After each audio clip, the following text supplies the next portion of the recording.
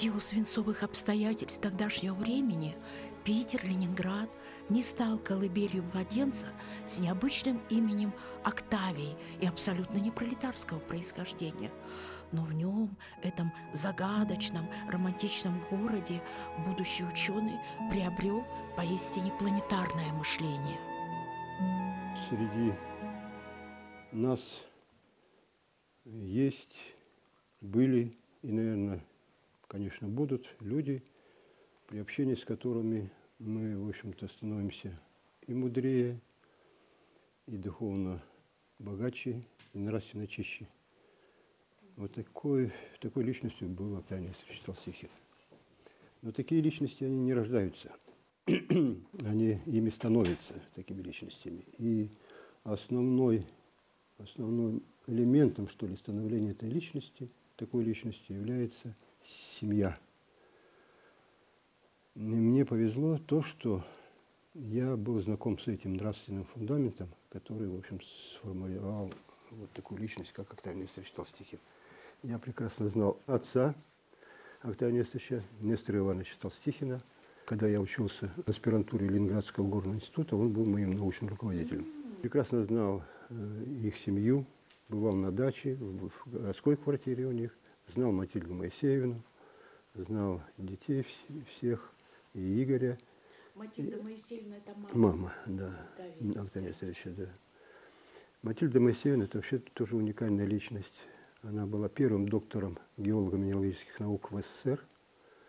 Человек, который знал геологию СССР отлично, так можно говорить, потому что она являлась автором многих фундаментальных монографий по геологии СССР уже. Ну а Нестор Иванович – это вообще уникальная личность, который заложил основные направления по многим наукам, но прежде всего по гидрогеологии, по мерзлотоведению, по гидрохимии. В Якутии Нестор Иванович был неоднократно. Он являлся одним из первооткрывателей якутского артезианского бассейна, автором нескольких статей про родники Якутии, по классификации подземных вод Якутии. Вот. Так что то, что Октавий Несторович оказался здесь, в общем-то, далеко не случайность. Октавий Несторович родился в Ташкенте.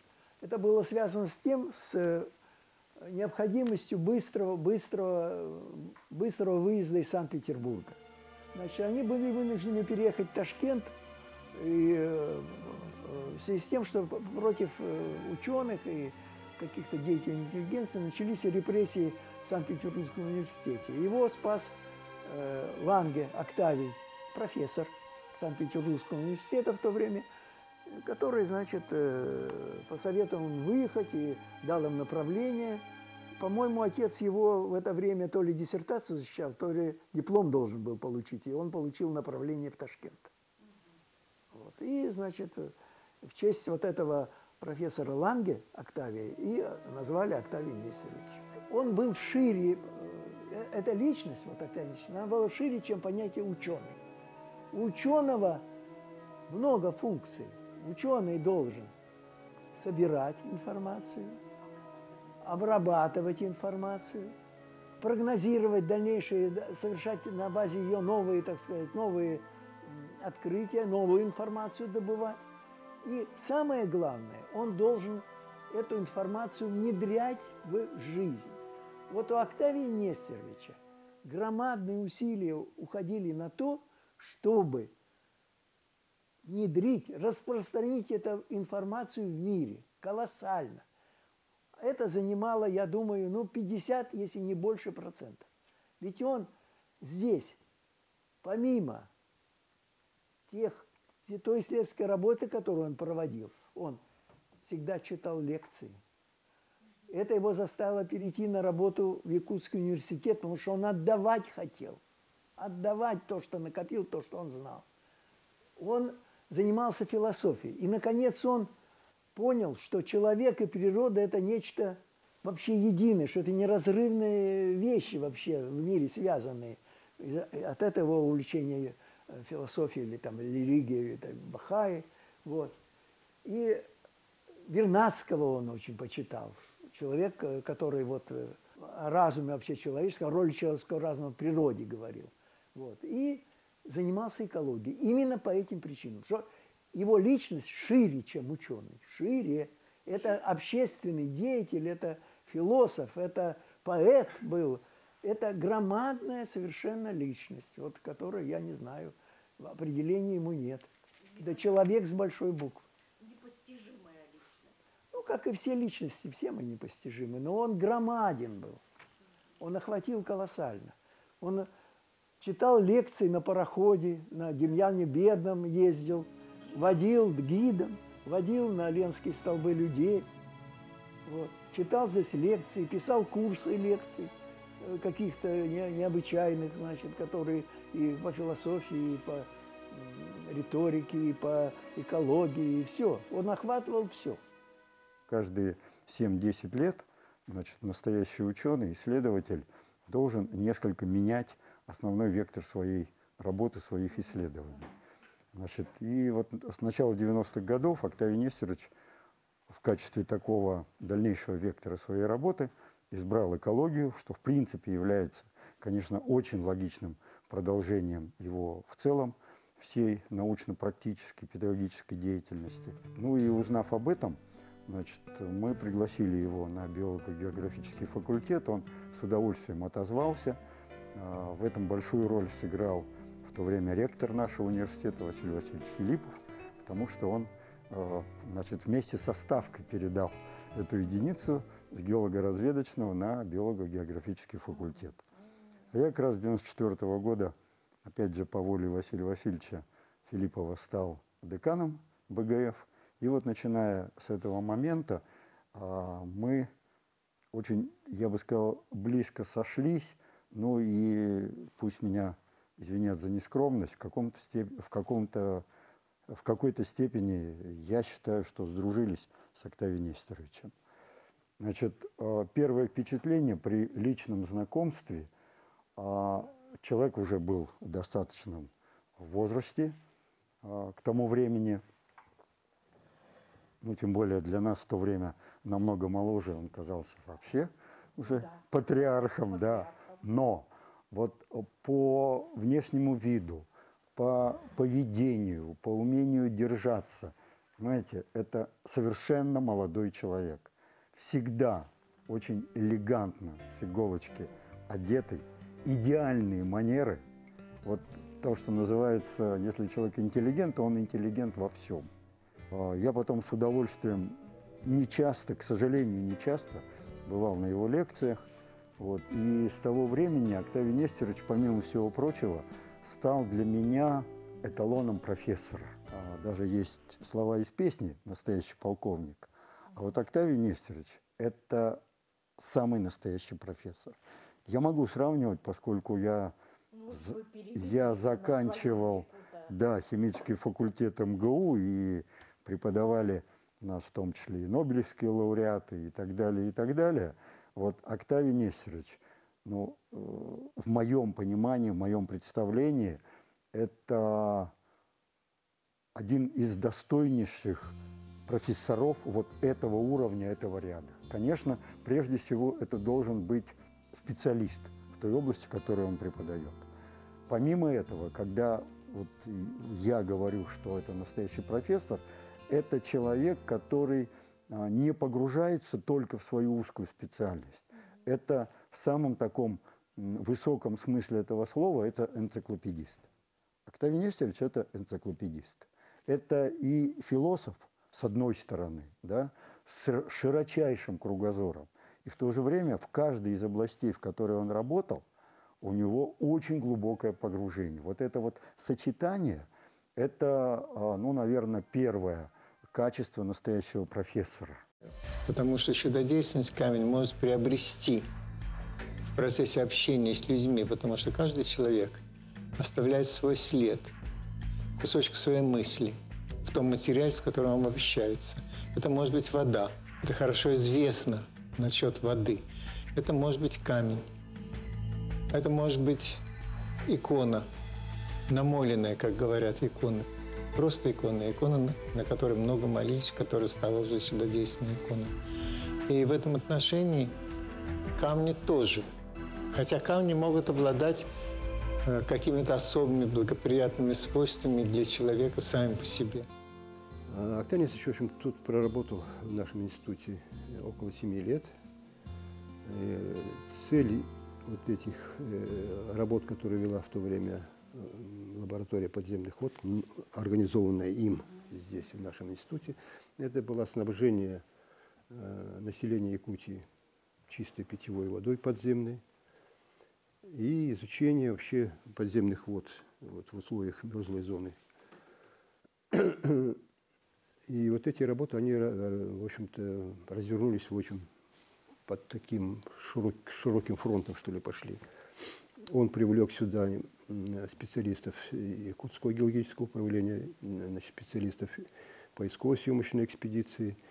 Значит, вот за этот период были написаны вот такие книжки, например, «Подземные воды Якутии как источник водоснабжения», инициатор Октавий Несторович, он один из основных авторов, ну и соавторы, сотрудники нашего института и Якутской поисково-съемочной экспедиции.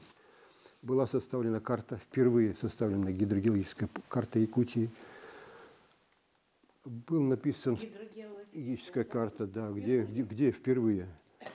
Был составлен том 20-й Якутская ССР, гидрогеология ССР, это многотомное такое издание, около 40 томов по каждому региону. И вот Якутская ССР, том, значит, 20-й Якутская ССР, где главным редактором и одним из авторов был, естественно, Октавий Несторович Толстихин. Вообще якутский период, первый якутский период, так я его называю, в жизни Октавия Несторовича, был очень продуктивным. И завершился он написанием вот такой книги «Наледи и подземные воды Северо-Востока СССР», которая вышла в 1972 году. Октавий Несторович не только вот был великолепным гидрогеологом, таким, в общем-то, гидрогеологом мирового масштаба, можно сказать, потому что его имя, в общем-то, известно не только в стране нашей, но и далеко за рубежом. Вот недавно мне звонил ученый из Канады, значит, и просил помочь ему в написании статьи об Октавии Несторовиче в их научный журнал. Я ему продиктовал это в Канаде, да. То есть это гидрогеолог, в общем-то, мирового масштаба. Но помимо этого он был великолепным популяризатором науки. Да. И вот среди популяризаторских таких работ, вот его «В краю наледей», это вот его изучение наледей и что это за явление такое наледей. Ну и по экологии я считаю, что вот это одна из лучших учебников, учебных пособий по экологии. По экологии очень много учебников, но я вот знаком со многими учебниками. Я считаю, что вот этот учебник Попов и Толстихин – это один из лучших. Юнкором детской телерадиоакадемии «Полярная звезда» национальной вещательной компании «Саха», созданной первым президентом республики Михаилом Ефимовичем Николаевым, очень повезло. Они были знакомы с Октавием Несторовичем Толстихиным. Они слушали его лекции, прекрасную речь. Это был учитель, наделенный самыми лучшими и высокими качествами человека. В 2000 году, когда мы впервые начали работу по образовательному туру «Родной край», работали мы от Якутска до Алёкминска и обратно, и с Якутска до Быков-мыса. Благодаря Богу, нам, видимо, было суждено с ним познакомиться. Счастье Юнкоров подарило им встречу с этим удивительным человеком, который очень любил реку Лена. Он, наверное, знал ее, как никто другой. Был влюблен в Лену, он посвятил ей жизнь. И одна из последних больших изданий на разных языках в 2002 году он издал современный, единственный путеводитель по реке Лена, круиз по реке Лене.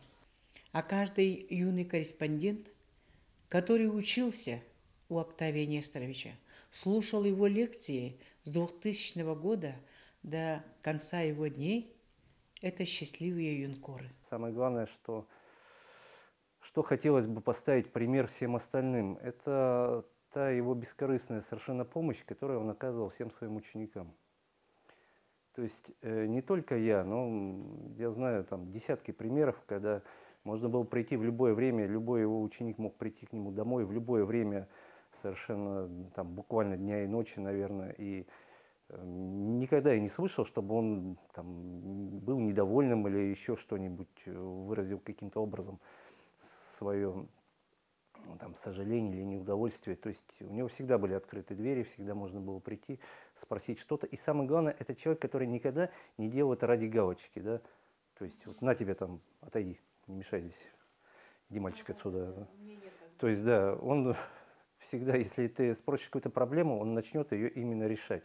То есть вот нужно какое-то там справочные данные, он пойдет в шкаф, начнет искать эти справочные данные, объяснять их, там даст еще кучу советов, что-то еще. То есть при этом он действительно оказал огромнейшее влияние на очень многих людей вот молодого возраста, такого же, как я, допустим. И в моей судьбе тоже такое же огромное влияние оказал. И обращаясь ко всем остальным, вот, что бы хотелось, чтобы запомнили об Октавии Несторовиче, и как сделать так, чтобы память о нем и о других очень многих достойных людях была у нас, передавалась из поколения в поколениях и жила, скажем, ну, настолько долго, насколько это возможно. То есть, мне кажется, что просто те вещи, которые он делал от души, от сердца, то есть, в частности, помогал людям, надо как раз брать пример именно в этом. И также помогать своим ученикам, ученики помогут своим ученикам. То есть вот эта эстафета добрых дел, пускай она останется у нас как раз в веках, и это будет лучшая память. Пускай я этот мир покину, не в этом суть. Лишь приходил бы на могилу хоть кто-нибудь. Душа откликнется мгновенно, она жива. Когда нас помнит, то нетленна одна душа. Она умрет, когда забудут живые нас. Прошу вас помнить это, люди, придет ваш час. Вот мне кажется, нужно об этом помнить и сделать все от нас зависящее, если мы действительно любим и ценим Октавия Несторовича, чтобы память о нем сохранилась и нашим потомкам.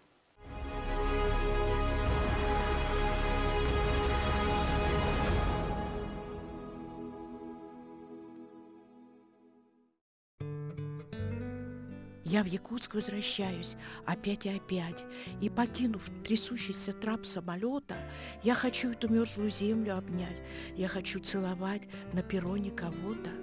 Полной грудью вдыхаю я воздух родной и спешу в городок, мне до боли знакомый, и тогда понимать начинаю одно: лишь в Якутске бываю я дома. Стихи Октавия Нестеровича, его постижение, его узнавание Якутии, ее людей началось еще в 1961 году и продолжалось до конца его дней. Никакого другого места для жизни, кроме Якутии, он не хотел, и только здесь он себя чувствовал дома. Да? Объяснение в любви Якутии, оно присутствовало в его творчестве всегда. Когда Октавий Несторович терял зрение, то есть он еще все-таки самостоятельно выходил на улицу, но видел уже не очень хорошо. Он покупая, значит, печатное издание в газетном киоске, он продавщице предложил, протянул кошелек и предложил отсчитать необходимое количество денег за газету, которую он покупал. Она воспользовалась этим и взяла у него, по-моему, 1000. Я прихожу в очередной раз в гости, и Октавий Несторович об этом случае рассказывает. Конечно, это не могло не вызвать у любого нормального человека осуждения в душе. Меня поразило другое. Меня поразила реакция Октавия Несторовича. Он сказал: я все равно буду каждый день приходить к ней и у нее брать, продолжать газеты. Человек должен понять, человек должен перевоспитаться. То есть не агрессия у него в душе осталась, а желание изменить этот мир к лучшему, и оно в нем было всегда. Все, кто соприкасался с Октавием Нестеровичем в разные годы, невольно подпадали под обаяние его необыкновенно харизматичной личности. Это самые счастливые годы моей жизни. Ничего подобного я никогда бы даже предсказать не смог. Это защитная стена моя, это мой тыл, потому что он не только муж такой, который любящий муж, жалеющий тебя, потому что даже когда я заболевала, он же тоже от меня не отходил, он делал все, чтобы все делал, потому что знал, как я с ним помогала ему в болезнях. Он точно так же не отходил вообще от меня.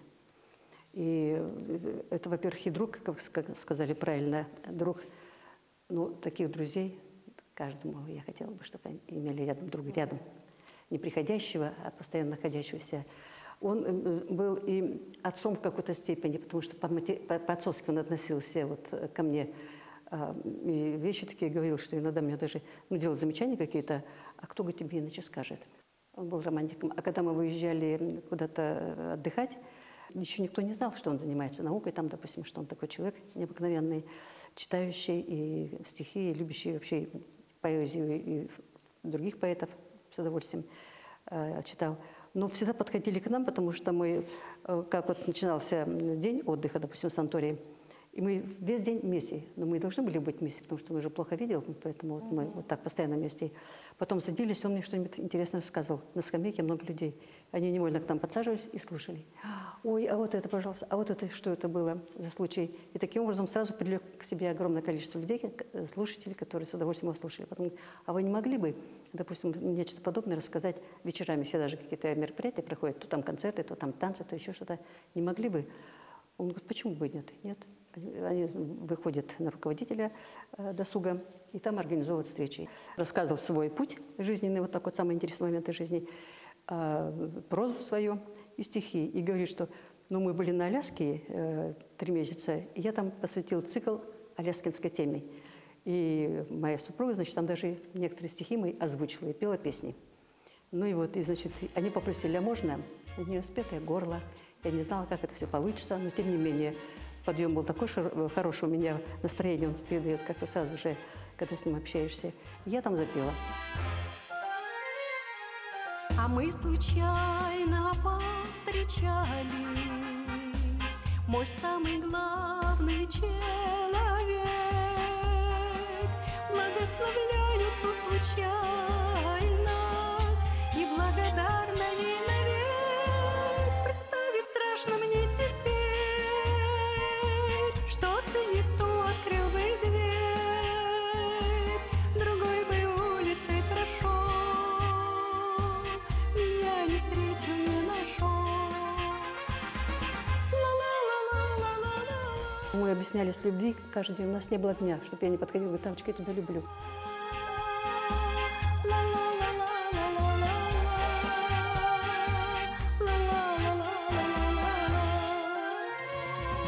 Представить страшно мне теперь,